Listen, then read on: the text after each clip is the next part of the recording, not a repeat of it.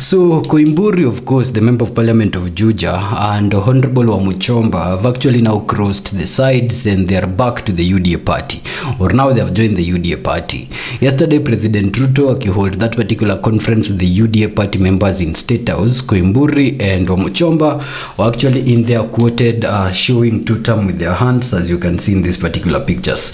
Now remember, Koimburi was the gentleman that self-abducted himself sometimes back. That story was in the media. It has died down. And Wamuchomba was the subject of attack 2 days ago, which we detailed here at the People's Mirror. Unaweza pata hiyo episode when both Honorable Malala and Honorable Methu went on attack to actually display the dirty linen of Wamuchomba. So it seems like after that attack really happened, the next meeting that Honorable President William Ruto was holding of the UDA party, they found themselves in State House. Now, this thing is coming at a time when there is a lot of responses to what happened in Othaya. From the camp of the United Opposition, they're depicting it ni kama it's Kiambaa again. And of course, remember the story of Kiambaa came around 2nd Jan 2008, and it was story ingine mbaya sana. People were in church, mothers and children, and they were actually worshipping.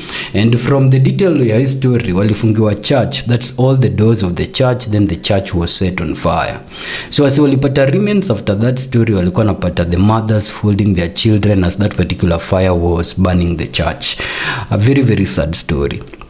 Wasi wanajaribu sana kuiforget kwa sababu it's part of the remembrance of the post-election violence of 2007 and 2008 because it depicted actually the real picture. So names were mentioned then.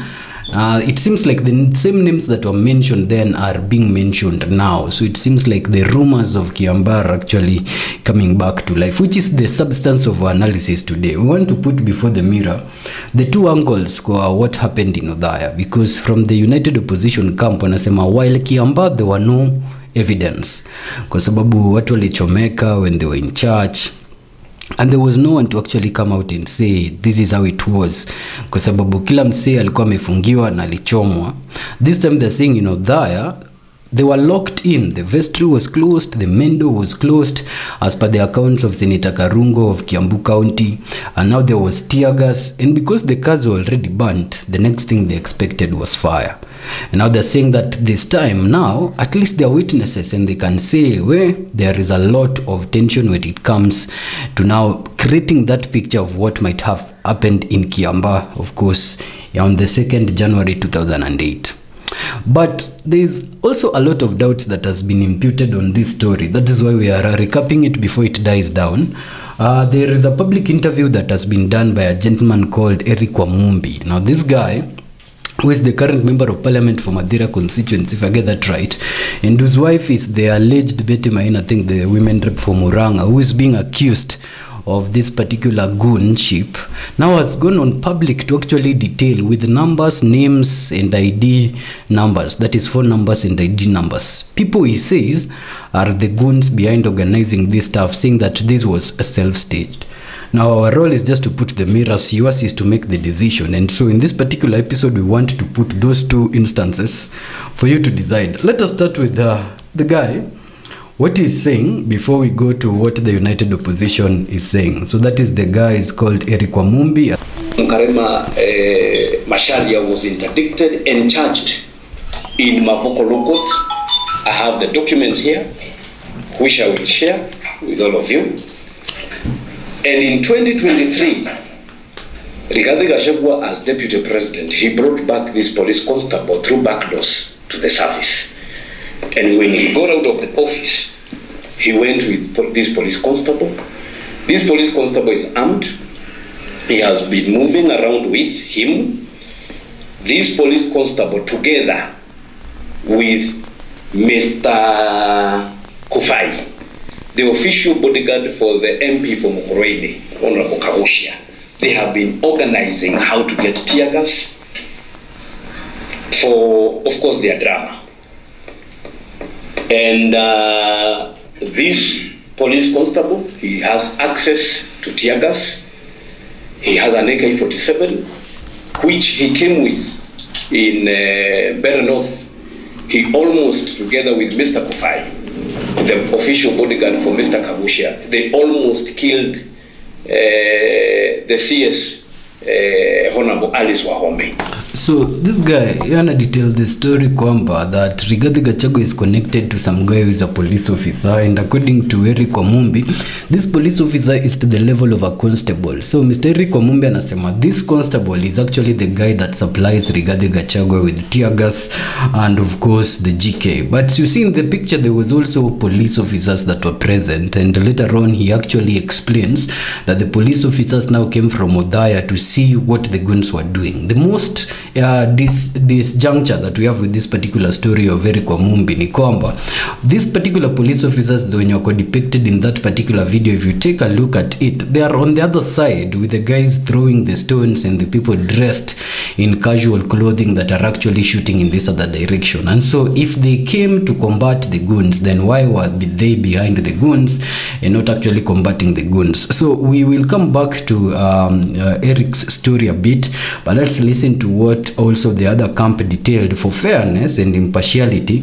that happened to them. So Rigathi Gachagua, while wearing a jumper written Dorcas Rigathi, after a short while also went in front of the camera alongside that is Senator Karungo of Kiambu County, former nominated Senator Oroba, former Senator Malala, Senator Jonyo too, and this is what he said. So let's start from that part, then we go back to the accusations being made by Mr. Wamumbi.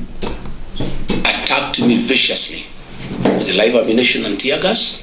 We reported this matter. Again, nothing has ever been done.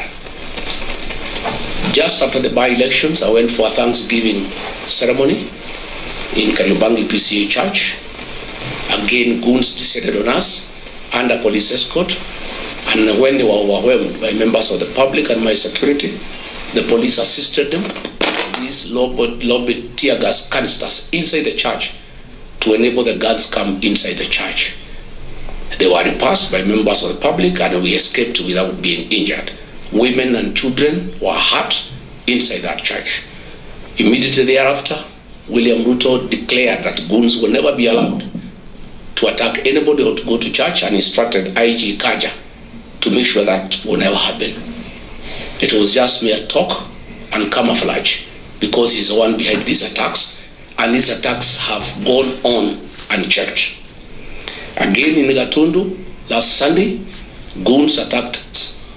Goons were organized by Moses Kuria and the MP for Thika Town, Alice Nganga, the MP for Gatundu South, Bwana Kang'ombe, and under police supervision, attacked us viciously, attacked the church, and police threw tear gas canisters inside the church at Kemoria, injuring women and children. Today in Wetima ACK Church,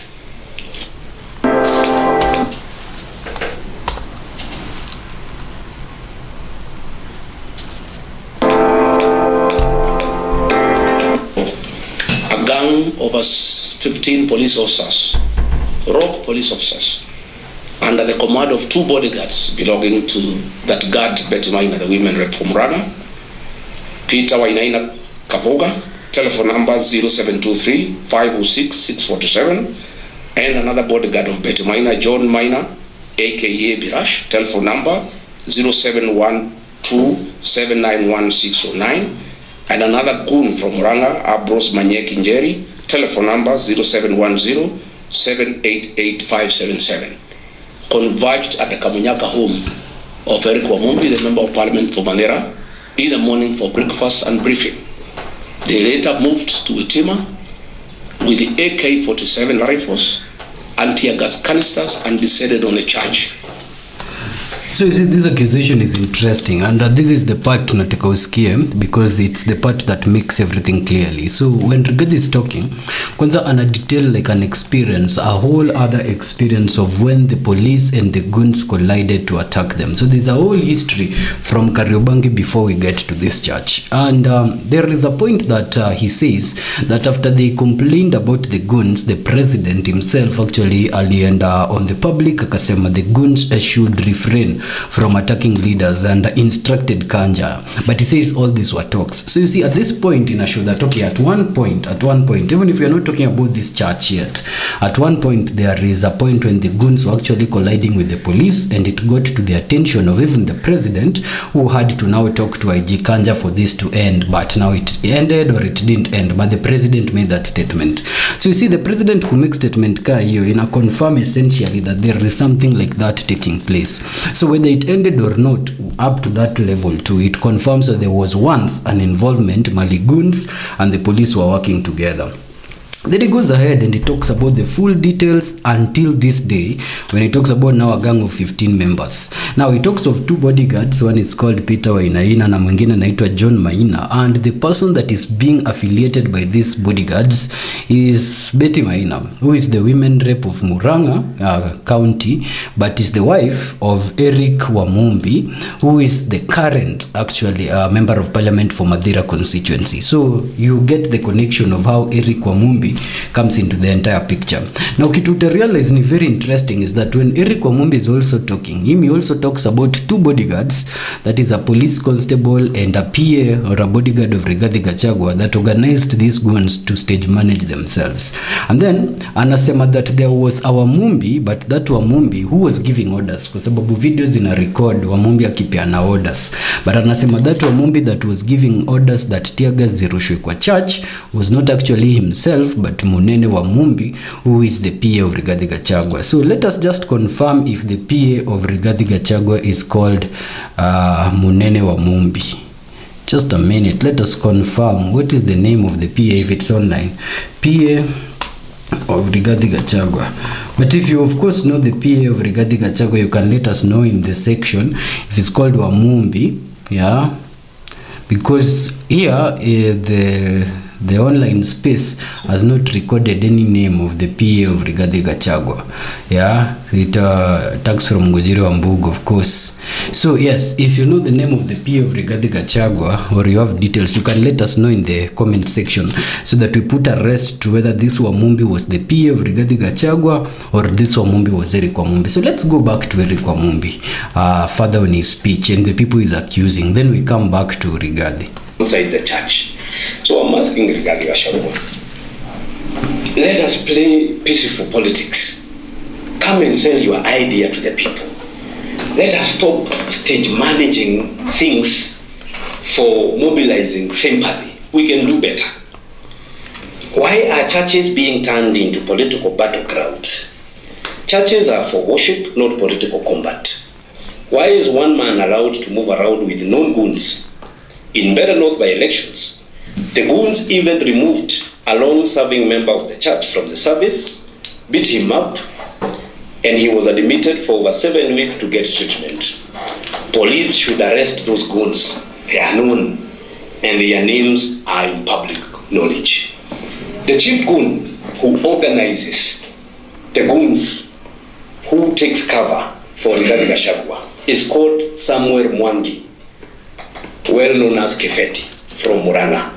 So the fake narrative that goons are being brought from Muranga and bringing the name of the women rep for Muranga, who is my wife, is to cover up the chief goon who has declared himself as a general, who is called Samuel Mwangi, well known as Kefeti. His phone number is 0725 802 299.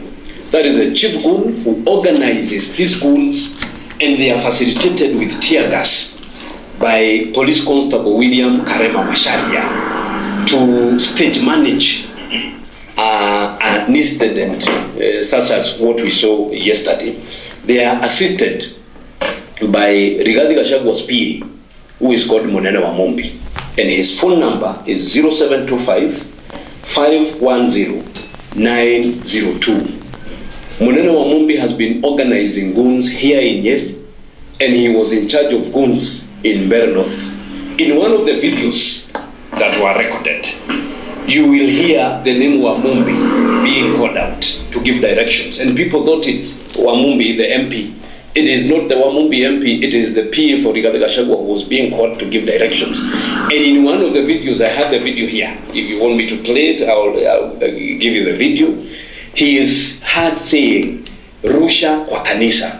Munene Wamumbi, who is Rigathis PA, he is heard in one of the videos saying, directing the goons who are throwing tear gas, Rusha kwa kanisa. And the goons who are wearing green combat are the ones who are throwing tear gas inside the church under directions of Munene Wamumbi, who is Rigathi Gachagua, Gachagua's PA, assisted by another man from Madera constituency called Engineer Kimnyua Kimori. His number is 0722-529-997. Munene Wamumbi and Engineer Kimnyua Kimori are the one who have been organizing goons to stage manage and throw tear gas, which is facilitated. You know, if you work. Now you see, that is very interesting. The angle that of course Wamumbi is taking is the same that Rigathi did, by Epiana to pair to the numbers of the guys, talking of a guy called Munene Wamumbi that we have asked you. If you know him as a PA, let us know.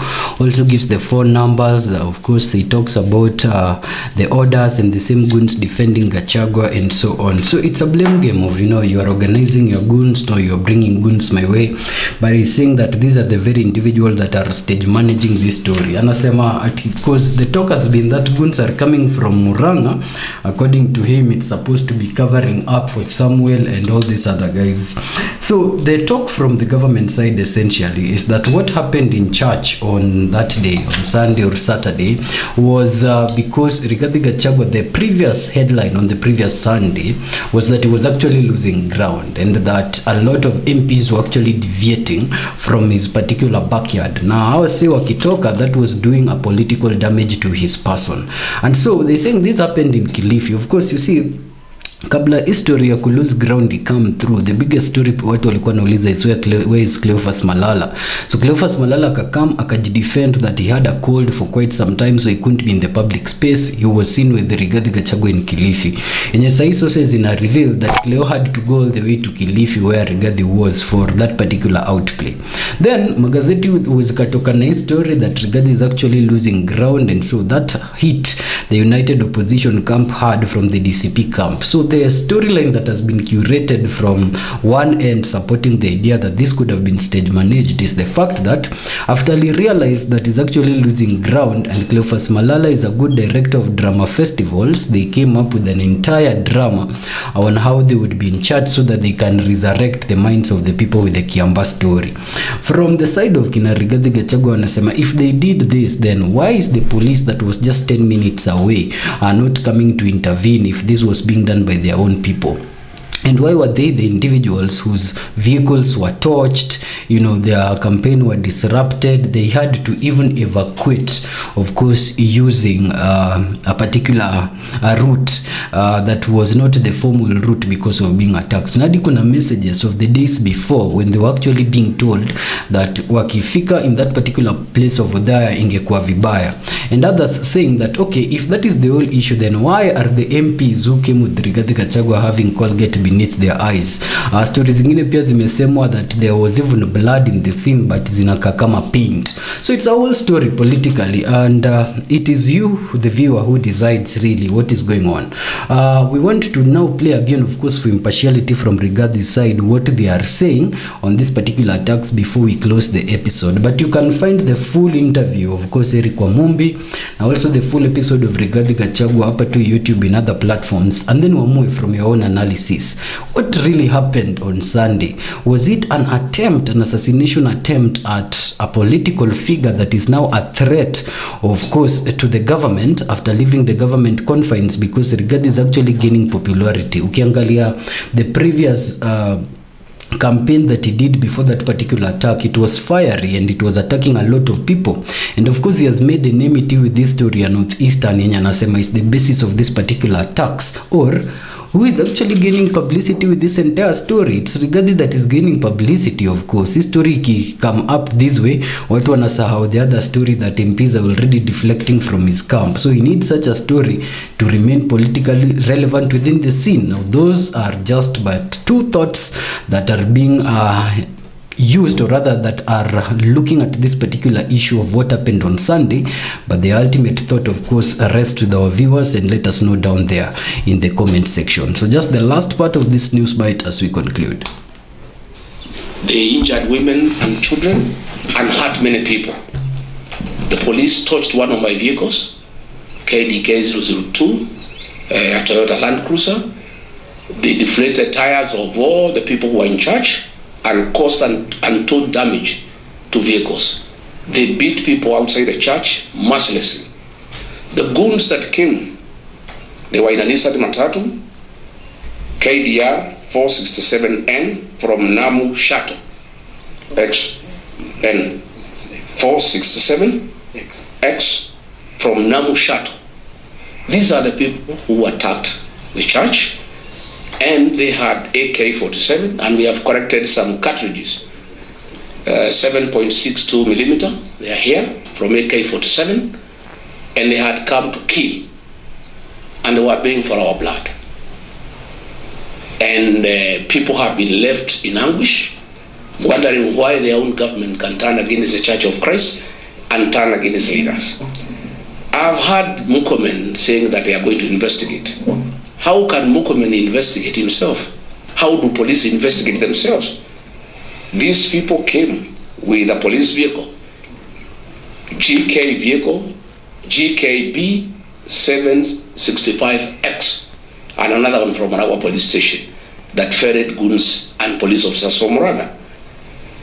After the attack, the goons have retreated to Wamumbi's home in Kamunyaka, where they are now, together with the police, where they are having lunch and drinks. So Murkomen cannot tell the people of Kenya that they are going to investigate anything. The police cannot investigate themselves. These police officers are known. These officers attached to Maina are the ones that attacked us in Kagio, they attacked us in Narok, they attacked Senator Nyoto in Muranga, and they have attacked us today. The vehicles number are here, Kipchuma Murkomen. These police officers' images are circulating on social media. So what are you telling us? You have asked the IG to investigate. You cannot investigate yourself.